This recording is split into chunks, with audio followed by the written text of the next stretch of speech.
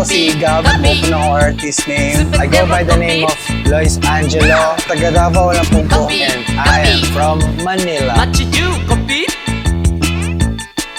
Usually ako practice ng Judis ka ng automatic lang na na painting. Ay, wala po kabalong pero every after sa akong painting is magically matahi na ko siya sa concept. My art process usually starts with picking or choosing the base color and then adding more colors, smudging more colors, erasing some of it with white or anything that contradicts the color, and the rest is my secret. Ma-consider na ko na isang ako ka-passion is magtanaw og cartoons. Unrealistic kayo ang mga visuals sa makita nimo, ang the way nila present nagatabang sa ko na magpasabot sa society sa unsa ang main tabo around. I think it's skateboarding, but it doesn't really affect what my art style or what my art process is.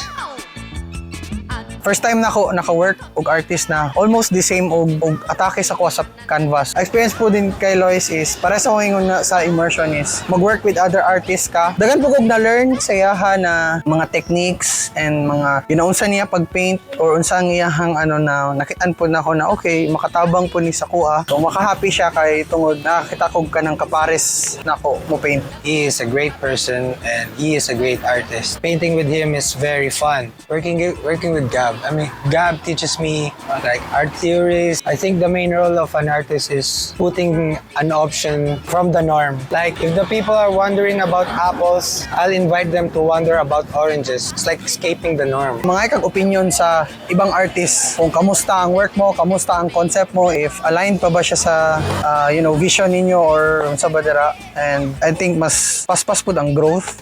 The essence of creating art on a different place or immersing with other people really affects me, or I think most of us will be affected on our environment. Two words, it's like maturity and nightmares. Nightmare because you are absorbing knowledge, continuous knowledge from a different culture, and problems is part of it.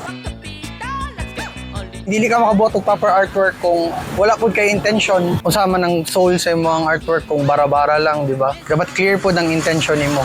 Ang intention nimo is personal nimo pero pag once na nalabas na nimo is sa ilahan na meaning na murag ginahatag na nimo imong artwork sa public. Ang artwork jud para sa ko is I think si Manigariba yata nag-ingon ni na nagahatag og more value ang painting if daghan siya interpretation, hindi lang isa. Dili mo pwede ingon na dili importante ang sa una-unang tao kay ako lang ni. And syempre, kailangan honest kasi mong work, honest kasi mong sarili na mo na mong gusto. Being an artist is creating something new, so you have to stop thinking about such. You just have to be genuine about it. Don't think about them. It's just between you and your muse, which is the canvas, and the rest will follow. Responsible talaga tayo nilalabas natin na na work sa public or parang ano yung ginagawa natin na thoughts kasi unang-una hindi tayo hayop. Kaya nga nag-i-artist ka kasi nag-iisip ka ano ba yung gusto mong gawin. Yung mga hayop sobrang free sila kahit ano yung ginagawa nila. Hindi sila nag-iisip, ang ginagawa lang nila ganito ganyan.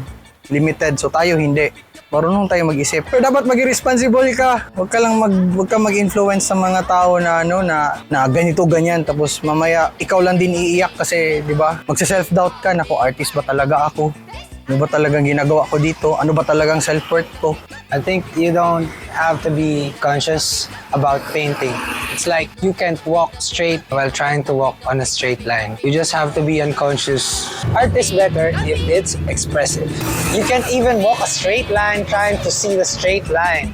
You just have to be normal and natural and expressive and try not to think what other people will say to you. Just be you, and that's everything you need in life. It sucks, but it's kind of cool at the same time. Just being you. I think that immersing is just a step for growth, eyes and ears to what's in front. Feel what they feel, but mainly the answer is maturity. Maturity for the artist and the art itself.